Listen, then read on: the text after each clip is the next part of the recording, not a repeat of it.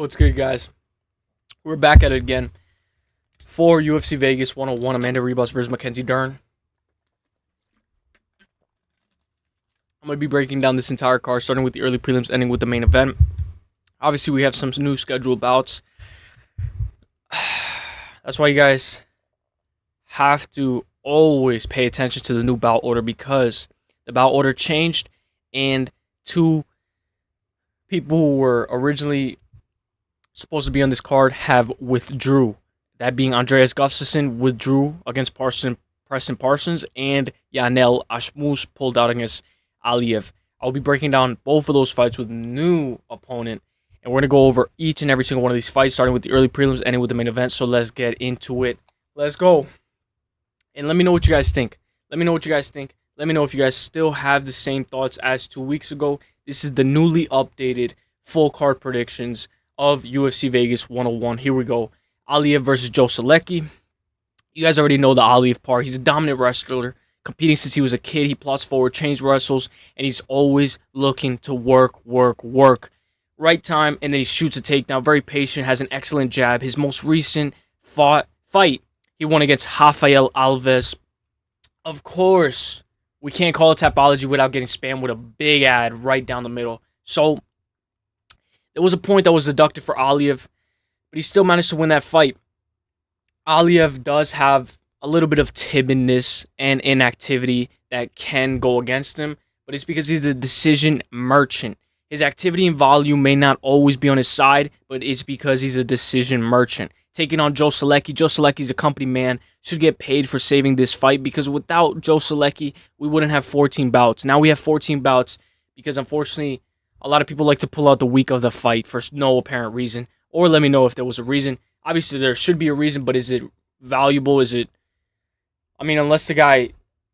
It happens. Fights fall through, it happens. Solecki enjoys being on the ground sometimes way more often than usual. We know Solecki is very inconsistent and is being fed to the absolute wolves. Solecki could get a submission, but the pick doesn't change. I'm going Aliev by decision, 29-28. I want to mention how a lot of people know Solecki already. You guys know Solecki. Solecki has been in the UFC for a while. He's faced guys like Jared Gordon, obviously faced the best of the best. And correct me if I'm wrong, but I believe he fought Grant Dawson as well. Yep, and lost by unanimous decision. He was actually tough, not able to get finished. We know Grant Dawson recently has been finding some finishes, so the fact that he wasn't able to get finished by Grant Dawson, although Grant Dawson's not a finisher himself, I do think this is going to be a tough fight. Solecki's always been that guy. He's a company man. The fact that he steps up for this fight, that guy deserves all the respect just for even stepping in the cage. A lot of people fold and get nervous, and the pressure comes in when it's fight week, and then they just pull out, and then they get a more favorable matchup when they never wanted that matchup in the first place. So a guy like Solecki, he's always been a company man, always stepping up to the plate. Whether he wins or loses, he's always going to put up a good performance. Give me Aliev to win this fight by 29-28, unanimous decision. Should be a banger fight. Let's go. Victoria Dudakova versus Fatima Kline. This is going to be one of the first fights where I break down the odds, because obviously on FanDuel, it's not updated yet. It's a $1 million company, and the odds aren't updated yet. You know, I expect this to be Monday, and I expect Ashmush already out, and we put in Solecki odds, but the odds weren't there. So instead of going through all that hassle, I'll just put the odds on whichever fight is already settled. Plus 500 for Victoria Dudakova. Fatima Kline minus 850. This fight is at strawweight. We know Fatima Kline is coming down from flyweight. Fatima's win over Natasha has aged very well. I said this the first time, now that Natasha's LFA champion, and she's a multiple-time defending champion. Dudakova goes straight. She's obviously going to work her grappling, going to look for her solid BJJ.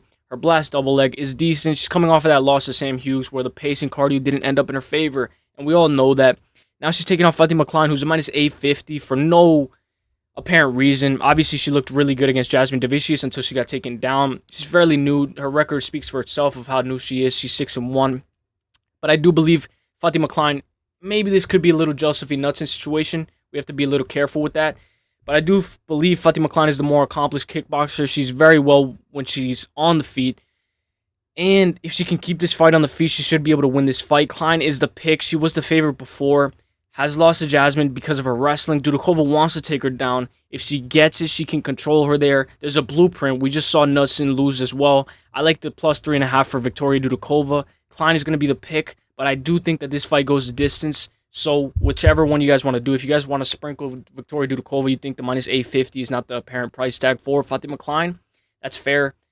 Nothing wrong with sprinkling a dog. I do like the plus 3.5 a little bit more than just sprinkling a dog. I think Victoria Dudakova can definitely take a round off of Fatima Kline. If it's a full 30-27 blowout, obviously the plus 3.5 doesn't hit. But I do think the plus 3.5 is more likely than Victoria Dudakova getting a win. Obviously, once she gets this fight to the ground, she should be able to win. It's at strawweight. I like Kline at strawweight. She is a little bit small for her. She was small. We saw it against Jasmine Davicius. She looks small. We know Jasmine Davicius is now fighting on that Saudi Arabia card, I believe. So Jasmine Davicius is a problem for anybody. Give me Kline to win this fight by 29-28 unanimous decision. Should be a close fight. I know a lot of people aren't Dudakova. Look at this. Why wouldn't you sprinkle a dog with these odds? I'll go Kline to win this fight by unanimous decision. Let's go. Magomed Gadzhiyasulov versus Bruno Lopes. This is going to be one of those fights where it's a fight where it's parlayable. Magomed Gadzhiyasulov, correct me if I'm wrong, minus 235. Bruno Lopes, plus 180. We've seen dominant grappling and technical striking from Magomed before. Not the most exciting, but technical. Almost like the first guy on the prelims, a decision merchant. Magomed earlier this week or 2 weeks ago was a minus 150, and now he's a minus 235. So that just speaks on how you have to jump on these odds. You got to start looking at these fights a little bit earlier than you would expect to, even though it's a month away. You know, it's a month away. Why are you looking at these fights? It's because you never know. Magomed, well-rounded, mixed martial artist, doesn't headhunt, sets up strikes, looks for the KO in later rounds. Obviously, he's taking on Bruno, another Contender Series guy. Bruno plus forward, throws combos, but slugs way too much in my opinion. Solid grappler, decent ground and pound, but I think Magomed is the way better wrestler offensively. Lopes has good BJJ, but I do like Magomed money line. So the pick is not going to change. Obviously, it's a newly updated prediction, so there might be a pick flip, or later on Friday, there might be a pick flip on Friday. I'm going to be going Magomed for the win. I'll go Magomed by 29-28 unanimous decision. I will say, though, Bruno Lopes is that guy who could definitely just explode, take this guy down, and then start working. Obviously, Magomed has been taken down before. We have to mention how this fight is most likely going to go the distance. It's going to be a tough fight. And this is going to be one of those fights where it's going to be an absolute banger, in my opinion. I think this fight's going to be an amazing fight. We know he just fought Brenton Ribeiro. Correct me if I'm wrong. Yep, majority decision. He was able to take down Brenton Ribeiro 5 times, I believe. He took him down. We had 5 takedowns in that fight. We know Brenton Ribeiro just beat Machado, so that's a pretty good win 6 months ago. I'll take Magomed to win this fight by unanimous decision, 29-28, after losing the first round. Let's go. I got my notes. Let's get it. Let's go. Ernesta Kareckaite versus Nicolle Caliari. Earlier, 2 weeks ago, I was picking Nicolle Caliari. We're going to see how it goes now. Minus 290 for Ernesta Kareckaite. Nicolle Caliari is a plus 215. When I look at this fight, Nicole's win over Karine Laframbosi was very quick win round with a first-round armbar finish. Obviously, we mentioned that. Ernesta Kareckaite is a solid striker, good footwork, fast hands, but in my opinion, this is a 1-800 gambler type of fight. There's nothing wrong with skipping this fight. Obviously, it's women's MMA, first card of 2025. You don't want to bust your parlay or lose something just because of one of these ladies. We have to mention how this is going to be one of those fights where they might be just dancing around for the cage for 15 minutes. Ernesta Kareckaite is solid. She has good footwork, of course, fast hands, good combos, dances around the cage for 15 minutes, good reach, not good takedown defense, and no get-up game. Coming off of that loss to Dion Barbosa in her UFC debut, obviously the UFC debut is a little bit more tougher sometimes for everybody, and then when they have more success in their second, third bout, it's because sometimes they get, jitters or nerves, or they're not able to have a successful debut. So the more you are into your career, especially in women's MMA, the more better you are. So we can say that because Nicolle Caliari is making her UFC debut, sometimes it's just tough to win your UFC debut. So we have to take that into consideration. Of course, is W's MMA. I do think the clinch and body work with knees, once the ground. Okay, so I do think the clinch is going to be a major factor in this fight. I think Nicolle Caliari, she's obviously a busy grappler, hard wrestler, strikes, closes distance. She's pretty good in the clinch, but she has terrible takedowns. I do think she's going to need a clinch. She's going to need one of those judo throws, one of those sloppy takedowns in order to get this fight to the ground. She's going to try to throw up a lot of submissions. Honestly, Kareckaite should be able to win this fight, but it's terrible grappling. If it stays on the feet, Ernesta can win by decision, but I do like sprinkling the dog to win by sub. I like the over 2.5. I'll take money line, but be careful betting on Ernesta. Defense, takedowns. We just saw Piera Rodriguez bully Knudsen, so we have to be careful, guys. I will say I'm going to be making... This is going to be one of those picks where it's a dog. I'm going with the dog. I'm going Nicolle Caliari. I know she has terrible takedowns. She has terrible sometimes decisions to get the takedown. Sometimes it's too telegraphed. But I do think Nicolle Caliari should be able to win this fight. I like the over 2.5. I do think, though, this fight is very favored to go the distance. If it more than likely goes all 3 rounds and it stays majority on the feet, Kareckaite should be able to win this fight. I'm taking the dog. She's older. Obviously, her record, she has more pro fights. We can't say that she has more experience. 62-inch reach, 5'3". She's going to be small compared to Ernesta Kareckaite. So that's why I'm very low confidence. I might make an official pick flip on Friday. But for right now, guys, I'm going to be going Nicolle Caliari. But we have to mention also, Kareckaite is 5'9". She's very tall for her division. 71-inch reach. She's going to be tall, rangy, managing distance. If this fight is 15 minutes on the feet, Cagliari's going to be in for a rude awakening. Give me Cagliari to win this fight. The dog. Let's go. Preston Parsons versus Jacobe Smith. With Andreas Gustafsson out, I know a lot of people are bummed out. I was bummed out. I was like, man, fuck. I was like, fuck, why? Why Andreas Gustafsson? Why? But I do think that this could be an even better matchup. Jacobe Smith versus Preston Parsons. Andreas Gustafsson pulled out, obviously. Jacobe Smith wrestled at Oklahoma State at 174, wrestled in high school, and has always been wrestling in his whole life. 2018, 2019, he competed for the Cowboys at 174 and at 185. 184 to be exact. Accumulated a record of 28-5. He went 2-2 at his second NCAA championship with wins over Drew Hughes from Michigan State and Hayden Hastings from Wyoming in high school. He has a record of 150-10, obviously in high school, placed 3 times at the state tournament and took home the state title in 2013. Taking on Preston Parsons, another very good wrestler. He has 9 subs in 11 wins. BJJ brown belt, not a black belt. Shout out to Jewish Better. He actually was the one that commented and say, is Preston Parsons a black belt? And then I had to correct myself. No, he's not a black belt. Sets up takedowns, but once he's tired, he looks very sloppy. If he can take you down, he loses in his most recent fights against Oban Elliott. He got taken down. He got the takedown and he still lost. Terrible at holding somebody down. It's like you cover somebody in oil and you try to take him down. Preston Parsons looks like he's slipping all over the cage. I think Jacobe maintains top control way better than Parsons. Both of these guys can wrestle. Jacobe Smith is making his UFC debut. So we have to mention always when you're making a UFC debut, it's always going to be a little harder. There's always going to be a little sting or a little mark because it's your UFC debut. Both these guys can wrestle. I do think Jacobe Smith should be the better wrestler at maintaining top control. It's going to be sketchy.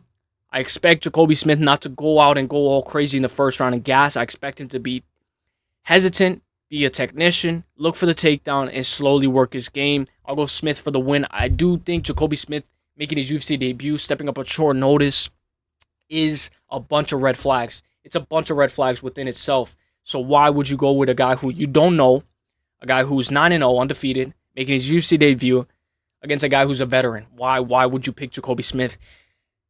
The wrestling background. That's exactly why. I think Preston Parsons, a guy who is 11-5 in the UFC, is eventually going to get cut. Obviously, he's really, really tough. Obviously, goes against the toughest competition, but also momentum. Momentum is everything. He had a very good win, ground and pound, over Christian Savoy. So I do believe that if there's a finishing aspect, that ground and pound baby, for Jacobe Smith, I'll go Jacobe Smith. I'll go by KO on points. Let's go. If it's a ground and pound, I'll go around 2 ground and pound. If it's not a ground and pound, I'll go by 29-28 unanimous decision. Let's go.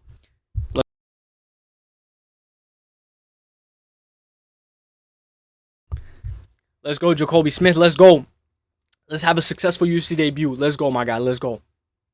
Obviously, guys, I don't have the hat today, so it's going to look a little different. I don't have the hat. Eventually, we'll come back with braids. We'll be coming back with braids. So let's go. Thiago Moisés versus Trey Ogden. The bout order's all over the place. Make what you want with it. Make what you want. Say what it is. Whatever it is.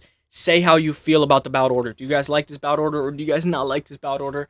Let me know what you guys think. Is it a good bout order or is it not? I'm just fucking with my hair so much. Thiago Moisés versus Trey Ogden. Let's go.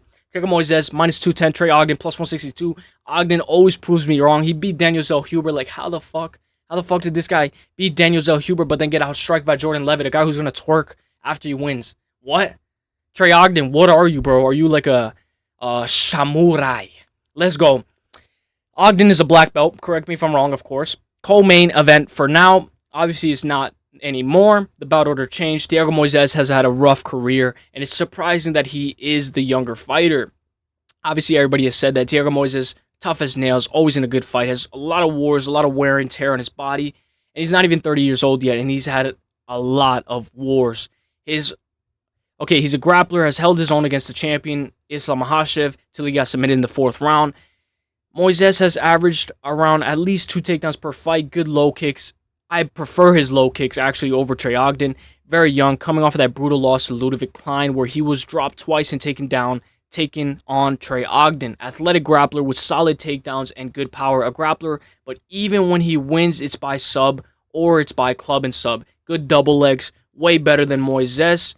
His double legs, of course. Coming off of that underdog win over Lukrizibov, where he took him down 4 times. Thiago Moisés is a grappler, a good grappler, higher ranked in BJJ, but I believe Trey can take him down, slow this fight down. A plus 3.5 for Trey Ogden is the way to go. If you believe this fight can stay safe, like basically if you believe this fight can stay on the feet, you should be able to favor Thiago Moisés. I will say Trey was a plus 145 earlier 2 weeks ago. Now he's a plus 162. So the money's coming in on Thiago Moisés. It's going to be a very good fight. Very close, very competitive fight. I think this fight goes a distance. I think it's going to be a very close fight. And I do think it's going to be 2-1 rounds no matter who wins this fight.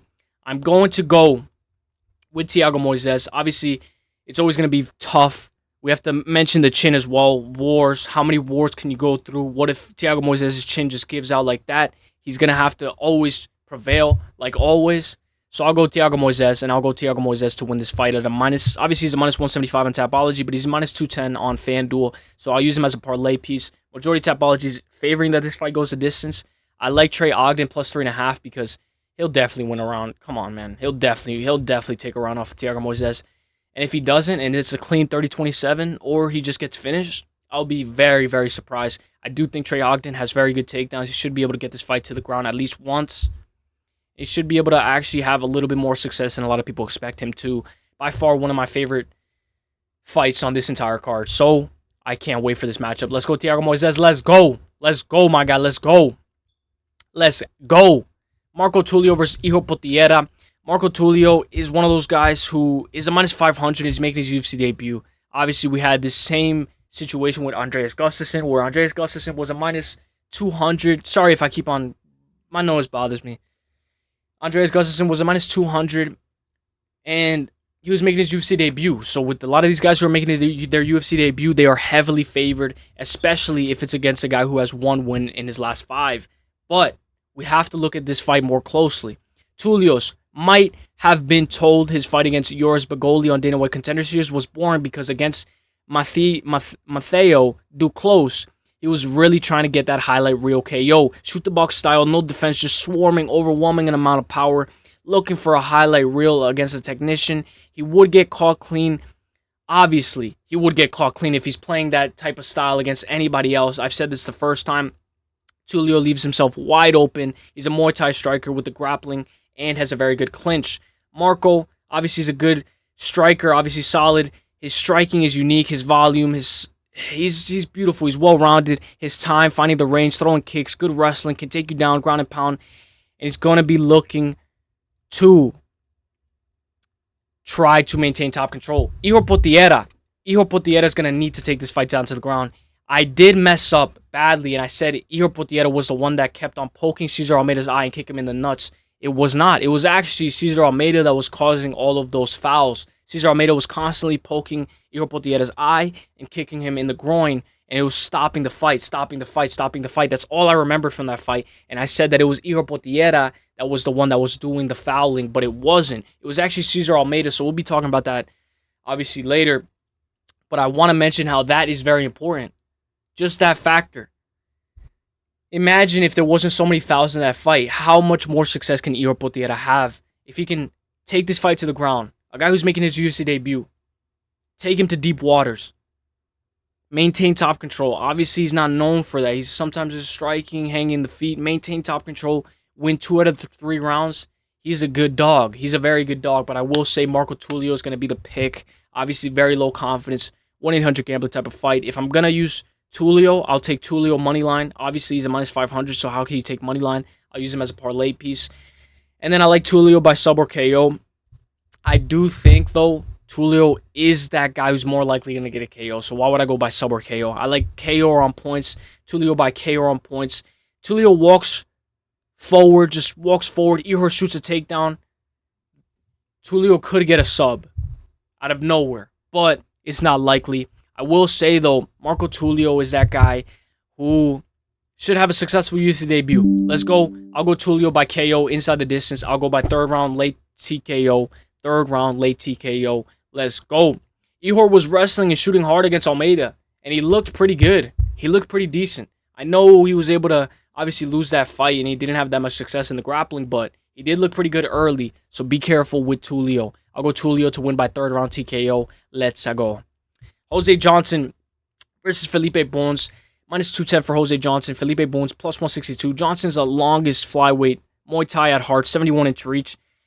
At 125 pounds, he's 6 foot. And that's a very big red flag. In my opinion, this is another 1-800 gambler type of fight because Jose Johnson, obviously he has a good nutritionist, is able to make weight. But just being that tall and being at flyweight, I don't know if durability's on your side. He's the longest flyweight, which we know typically sometimes if you're tall for flyweight, it doesn't always work in your favor. He controls the center very well. Good range, teep kicks. His teep kicks are, in fact, my favorite. I would prefer if he uses teep kicks more. Clinch, I would prefer more high knees in the clinch. Then he boxes. Very bad takedown defense, but good BJJ. Coming off of that heavy grappling loss to Asul Mabayev, who we know that guy's going to be a problem, who is a future flyweight prospect, taking on Felipe, a BJJ black belt, just like Felipe Lima, looking for a sub always. He doesn't pull guard, but he scraps, strikes very well, good straights into overhands. If you take Felipe down, he throws a bunch of submissions off of his back. He lost his UFC debut to Joshua Van, took down Van, but got cracked. Jose Johnson has terrible takedown defense. This is a minus 1-800 gambler type of fight. Nothing wrong with skipping this absolute barn burner. I do think the majority of the fight stays on the feet. So earlier, 2 weeks ago, I was picking Johnson. Obviously, majority Tapology is picking Johnson. But I want to mention how Felipe Bunes had a tough UFC debut. He comes from LFA, had that tough UFC debut against Joshua Van, but we know Joshua Van is an absolute demon. Joshua Van is coming for Charles Johnson. Charles Johnson, I know you KO'd my boy Charles. I know you KO'd my boy Joshua Van. But Joshua Van is coming for you, Charles Johnson. You got a big matchup ahead of you. I hope you win that matchup. It's a very, very tough matchup, though, Charles Johnson. I believe it's against Temidov. So good luck, my boy Charles Johnson. But I do want to see Joshua Van versus Charles Johnson again. Those guys are awesome. When those guys scrap, I'm always on the edge of my seat.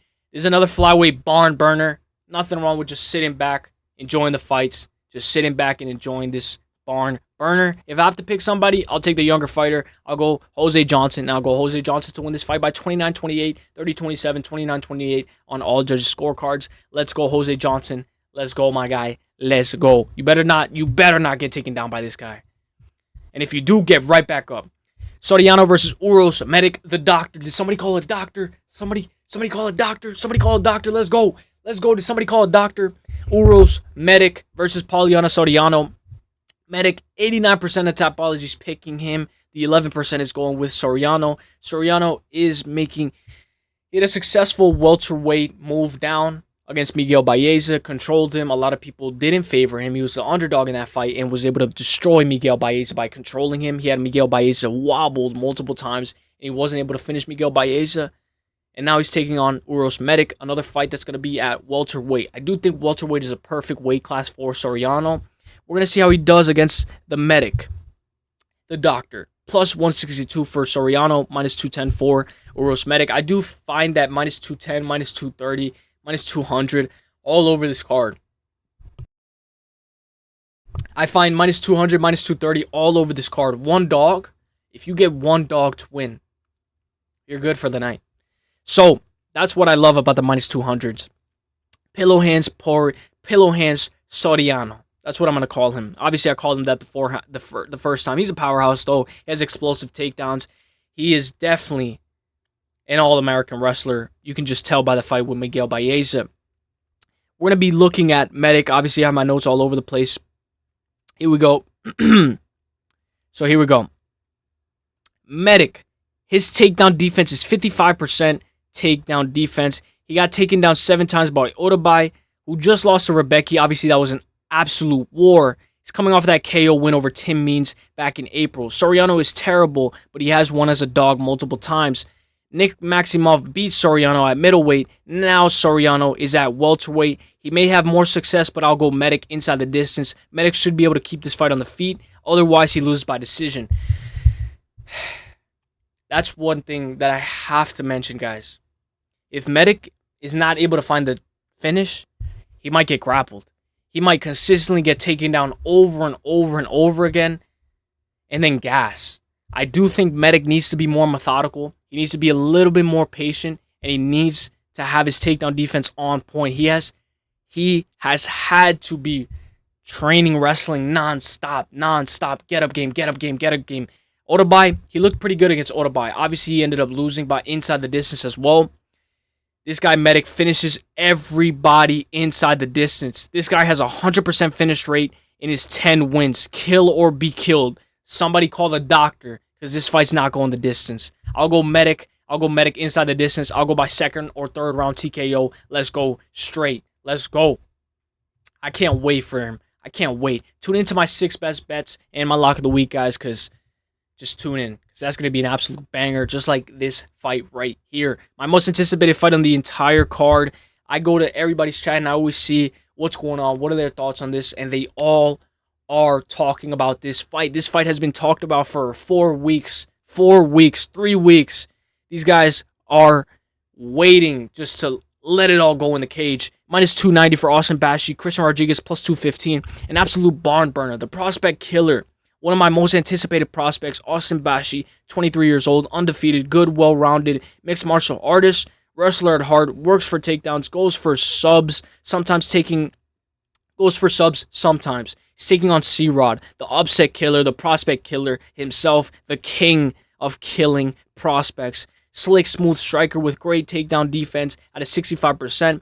And has been taken down 21 times in the UFC at 135. He was destroying everyone. Now at 145, it seems like it's a little bit of a harder challenge because these guys are a little bit bigger. He beat Bulgarian, Cameron Simon, C-Rod, would miss weight and then get some wins by weight bullying. Most recently lost to Juliana Rosa. C-Rod always gets fed to grapplers. Isaac gassed so hard against C-Rod, and C-Rod was on point towards the end of that fight. He stayed in that fight, but Austin has an amazing gas tank. 5 decision wins. Way better striker than Bulgarian, in my opinion. And Erosa. Honestly, Austin Bashi for the win. So, in my opinion, I think Austin Bashi is a better... This might age like milk. I think Austin Bashi is a better striker than Bulgarian and Juliana Rosa. Maybe this is a bad take. Maybe it ages like milk if C-Rod just fucking kills him. But I do think at 145, C-Rod is a little too small. We have to mention, obviously, cardio has always been on his side. He always prevails. He's always hard to keep on the ground, especially if you're a minus 1,000 against, just like Isaac Bulgarian. Isaac Bulgarian's a minus 1,000, minus 1,300, and this fight is close as fuck. So it's one of those fights where this fight, do not look at the odds, because the odds don't mean anything. Minus 290 for Austin Bashi, Christian Rodriguez plus 215. Don't even look at that. I think what we should be looking at is if this fight's going to go the distance or not.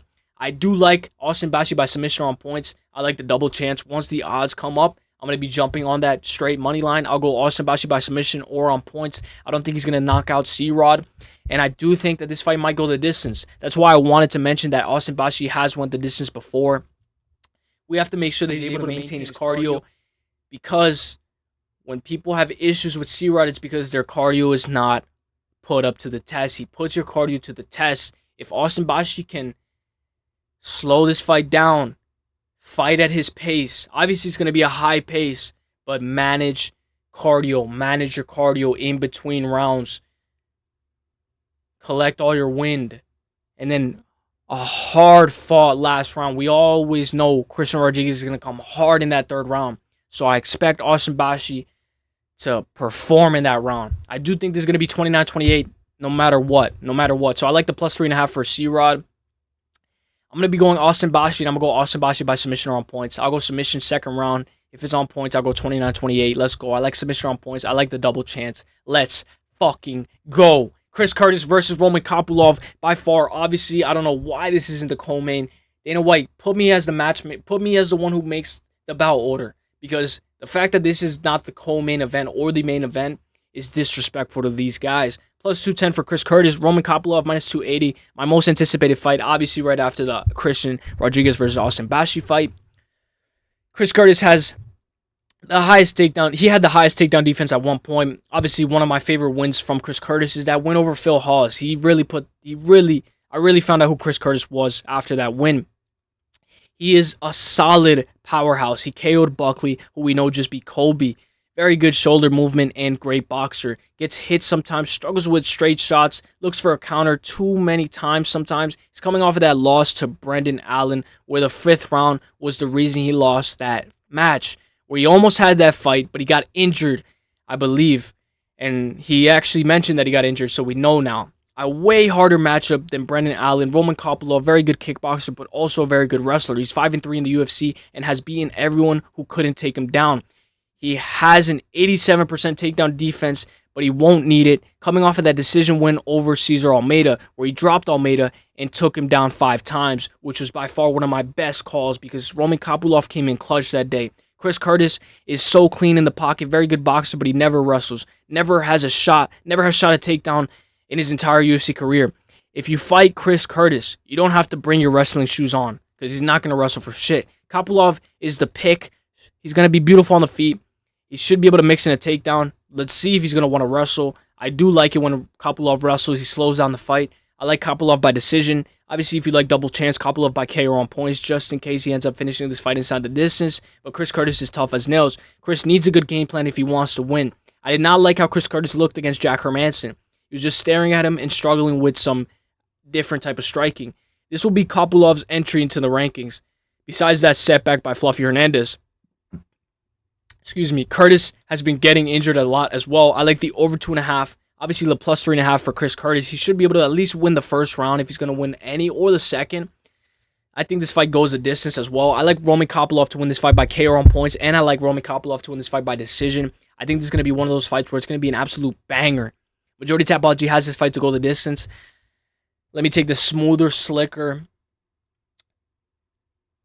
I like it when Kopylov's in his flow state. When he's in his flow state, when I saw him get submitted by Fluffy Hernandez, I was like, okay, he already at the beginning of that fight, I was like, oh, he's struggling. But when he's able to enter his flow state, you can feel this guy's going to fight for your money. I'll go Kopylov by decision, 29-28. Let's go. Abdulrazak Alhassan versus Cesar Almeida. This is going to be one of those fights where maybe we could put Kopylov and Cesar Almeida in a parlay. Both of these guys fought each other, and both of these guys are kicking everybody's ass in the division. Plus 215 for Abdulrazak Alhassan. Cesar Almeida minus 290. Half a unit on Cesar Almeida. Obviously, that was 2 weeks ago, so I don't know if... I'll go check. Obviously, by Friday, you guys will see how much plus money or how much the odds have changed on the last-minute predictions. Finally, it's UFC fight week, baby. Abdul, 39-year-old light heavyweight powerhouse headhunter, looks for KOs, has good judo, but never uses it. And he doesn't really mix it up. He's coming off of that no contest off of Cody Bumditch, where he hit him in the back of the head. Abdulrazak Alhassan was supposed to win that fight against Cody Bumditch. Cody Bumditch said, the back of my head, and he took the easy way out. Cesar Almeida, a successful kickboxer, has a win over Poetan. Obviously, everybody's going to mention that. Good. Which is very good. Very good win. He fights very clean. He has decent takedown defense. Obviously got taken down by Roman Kopylov, who's a very good wrestler, but we didn't expect that at the time. His defense against the cage is way better, but against Roman Kopylov, he was able to take him down out in the open of the cage, which was a little bit better. Cesar Almeida's takedown defense is more better against the cage, almost like Leon Edwards as well. Cesar Almeida just beat Ihor Potieria after many eye pokes and nut kicks. He's a fouler. He's always going to look for a foul, so be careful if there's a point deduction and if this fight ends up being closer than it needs to be. Bruno Silva versus Manel Cap type vibes. Bruno Silva keeps on kicking his nuts. Manel Cap's like, I have had enough. Let me kick you back in the nuts. And they go at it. Caesar by KO inside the distance. I love that. And I like Caesar by KO on points. Obviously, Abdulrazak Al-Hassan needs to wrestle. A guy who's never going to wrestle in his UFC career. I think a good blast double leg takedown will get this guy down. Cesar Almeida looks like a wet noodle on the ground when he's on his back. He looks like a wet noodle. He looks like he knows absolutely nothing. When Roman Kopylov consistently kept on taking him down, I was like, this guy's going to lose already. We all know he was going to lose because he had no get-up game at all. Wow. That's karma. That's karma for talking shit. Minus 300. Obviously, we'll see if he fits the price tag. He needs to finish his fight inside the distance if he wants to fit that price tag. He should be able to finish his fight inside the distance, but we know Abdulrazak Al-Hassan is tough to finish. Joe Pyfer was able to put him out, but we know Joe Pyfer hits harder than Francis Ngannou, which we found out that wasn't actually true. I'll go Cesar Almeida. I'll go by KO on points. 29-28, but specifically, I'll go third round TKO. This fight most likely doesn't go the distance. Let's go. The main card is going to look amazing. I saw somebody say that the prelims on 311 look better than the main card, than the entire card of UFC Vegas 101. And that could be argued. Or it could be agreed. Santiago Ponzinibbio minus 111 versus Carson Harris. We know Carson Harris is a minus 125, I believe. He's a minus 115. Minus 111, minus 115. Pick 'em odds. This is going to be an absolute banger fight. Ponzinibbio, Spanish commentary king. I love it when he's on the commentary. I would prefer if he goes to the desk after he's done fighting in the cage. He's excellent on the mic. He's the commentary king in Spanish. He does very well when he's on the desk. Hopefully when he retires, he continues to work on the desk. He stays in the pocket sometimes for too long, has good volume and pressure coming off of that loss to Solecki, who we know just won by a spinning kick recently. That guy, Solecki, is an absolute beast. Recently, Ponzinibbio took Solecki down twice, but he struggled to hold him down. Carlson Harris is a good grappler looking to snatch your neck. Good wrestling, body locks, works. Coming off that KO loss to Chaos Williams, dogfight battle of the vets, good barn burner, a treat to absolutely watch. And maybe I shouldn't complain that this is the co-main event because maybe they know what they're doing. Maybe this is going to be an absolute war. I'll pick the dog, Ponzinibbio, who is slowly but surely becoming the moderate favorite to beat Carson Harris. He was competitive in the Solecki fight, who we know he is an absolute beast. Solecki is by far one of my favorite fighters. He might get taken down and wrapped up, though. Carson Harris is that guy. He's lost by Shavkat Rakhmonov, KS Williams. He hasn't had that much competitive in his losses. He hasn't been that competitive. And you can say, oh, Ponzi only has one win in his last 5. But if you look at his four losses, look at his 4 losses. All, obviously, other than Kevin Holland, all by decision. He's making these fights competitive. He's at least taking off a round, or at least making this fight go to a split decision, which is pretty impressive against a guy like Solecki, who we now know is an absolute beast. I'm going to be going Ponzi. He's a minus 111. Carson Harris is minus 115. Moneyline is the best option for either side. I recommend you jump on it now. Just take moneyline on either side. Whoever you have, I'll take Ponzi. I'll go Ponzi. Let's go Ponzi. He's the older fighter. If this fight gets to the ground, he might get snatched up, so we have to be careful. I'll pick Santiago Ponzinibbio to win this fight. He's a little bit more competitive in his losses. We do know that momentum is everything, and the fact that Carson Harris was able to win against Jeremiah Wells by anaconda choke and Jared Gooden by decision, and Impa Kasango, who we know got knocked out by Buckley. Maybe this fight goes the distance, over 2.5. I do think that this fight should be favored to go the distance, and I'll go Santiago Ponzinibbio by decision. Let's go 29-28. Let's go.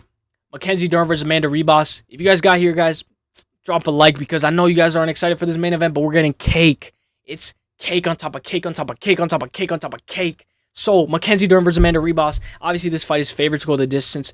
Obviously, maybe it's going to be an over 4.5. I've been waiting on FanDuel, trying to refresh it, trying to let them see if the odds for the main event are up yet. And, of course, they're not up yet, but we have the odds for each fighter. Plus 172 for Mackenzie Dern. Amanda Ribas is a minus 225. I will say I like Amanda Ribas at a minus 225. I think she should be able to fit her price tag, but we're going to talk about Mackenzie Dern. Obviously, there's a rescheduled bout. Now the main event changed from 3 rounds to 5. Amanda won their first fight. Good takedowns and controlled their striking by miles. Dern is a grappler. Good BJJ. Can't get the fight down at all. Negative striking differential. Terrible 16% takedown defense. Accuracy. Tough. Gets dropped a lot, but I will say her recovery is the best I've seen ever. Obviously, it's the best I've ever seen. She's coming off of that close win over Lupita Godinez, where she managed to get 2 takedowns. I wonder if Dern is still with Nicolle. Obviously, we know that now she's not. She's probably gonna call me or something. Ribas, very well-rounded second main event at one. It's the second main event. 115 strawweight. I think she does way better at 115. I don't like how she moves up and down in weight. This could be detrimental to her. Hopefully, she stays at 115. Ribas is a good striker and more well-rounded than Dern. More defensive, 5-3 striking differential, 61% striking defense, 85% takedown defense. Recently lost at 125 to Rose Namajunas, who just lost to Erin Blanchfield. Ribas was able to take Rose down 4 times in their first fight 4 years ago. Okay, I fucked up really bad. So Ribas was able to take Rose down 4 times. This fight was 4 years ago. Mackenzie Dern versus Amanda Ribas. Who has gotten better? I feel like Dern is always in a competitive split decision. She might have the strength advantage, and she might have the judges' advantage. If this fight goes the distance, it doesn't matter who won 5 rounds. If one of those judges is a simp, he's going to give the whole fight to Mackenzie Dern. Dude, I don't care. Who cares about who's better? If Mackenzie Dern ends up not getting finished, goes the distance, we know a guy like Sal Diamano is going to give it to Mackenzie Dern. So we got to be careful. Amanda Ribas needs to be on point, and we need to help Amanda Ribas win this fight. She's 13-5. Mackenzie Dern's 14-5. This is going to be a very sketchy fight. I think this is going to be an absolute war. I do think Amanda Ribas needs to nullify all of Dern's submission attempts on the ground, and she should not follow Dern to the ground. If she follows Dern to the ground, she's going to get tangled up, and she might lose by submission. And that will be very bad because we know a lot of people are very high in Amanda Ribas. Amanda Ribas was the underdog in the 3-round fight, but now that it's 5 rounds, she's a slight favorite. Now we know she's the moderate favorite. I will say I like the over 4.5. I like by decision either one. If you're going to take Mackenzie Dern, take her by decision. If you're going to take Amanda Ribas, take her by decision. I will say if there's a finishing upside, it's going to be Amanda Ribas by TKO or Mackenzie Dern by submission. So Mackenzie Dern by submission on points or Amanda Ribas by KO on points. I really liked how Amanda Ribas looked against Rose Namajunas. I know that was 9 months ago. I know Rose Namajunas was able to solidify her footwork. She was able to look good, but she ended up showing us that she's not in her prime, even in that Amanda Ribas fight. I picked Erin Blanchfield over Rose Namajunas because I knew that if Amanda Ribas had success in the wrestling department against Rose Namajunas, then Erin Blanchfield will have success. Erin Blanchfield lost the first and second round. She ended up winning the 3rd, 4th, and 5th against Rose Namajunas. By far, one of the biggest calls that I've ever had. But we're not here to gloat and brag. We're here to figure out who's going to win this fight. I do think Amanda Ribas should be able to win this fight. I like the over 4.5. And I do think the judges are going to be looking at Mackenzie Dern more than Amanda Ribas. I'm not sure why. I don't know why. But I have a big feeling that Mackenzie Dern is going to have all eyes on her. Maybe it persuades the judges. But it's the first card of 2025. Let's end it with an Amanda. It's the first card of 2025. Yeah, let's end it with an Amanda Ribas win. Let's go. I'll go Amanda Ribas to win this fight by 48-47, 49-46, and 48-47 unanimous decision after having an absolute war with Mackenzie Dern. I think this is going to be an absolute barn burner. I wouldn't be surprised if this even goes split decision. If it's 2-2 going into the 4th, they're all bloody. They're going back and forth. Mackenzie Dern always is in a competitive fight. Even if she's getting her ass beat, she always makes it look competitive. Her recovery, she's like a spring. If she gets dropped, she springs right back up. It's almost like a Colby Covington. Gets dropped in the 2nd round against Kamaru Usman, or 3rd, and then springs right back up in the rematch. Obviously, that was against Kamaru Usman, and that was prime Colby, but I do think Mackenzie Dern's recovery is on her side. Cardio could even be on her side. Amanda Ribas tends to leak from her nose a lot. A couple of jabs. Mackenzie Dern could have tough skin. One cut could determine the entire fight. So one good elbow, durability, how tough is your skin. All that plays into a factor. With all that being said, I'm going to go with my girl, Amanda Ribas. Let's go. She should be able to win this fight. Judging from all the notes that I wrote, judging from everything that I got, Amanda Ribas by 48-47, 49-46, and 48-47. Oh, why did Saul Diamanto give it to Mackenzie Dern? What the? All right, 48-47, Amanda Ribas. Let's go. Let me know what you guys think. Should be an absolute banger. Let me know if you guys like this. And let me know if you guys are glad that we have UFC back. Let's get it. Mackenzie Dern versus Amanda Ribas. I'll go Amanda Ribas by 48-47, unanimous decision. If not split, let's get it. I'll see you guys in the next one. Let's get it. Let's get it. Let's get it. Peace. The best is blessed, baby. Let's go.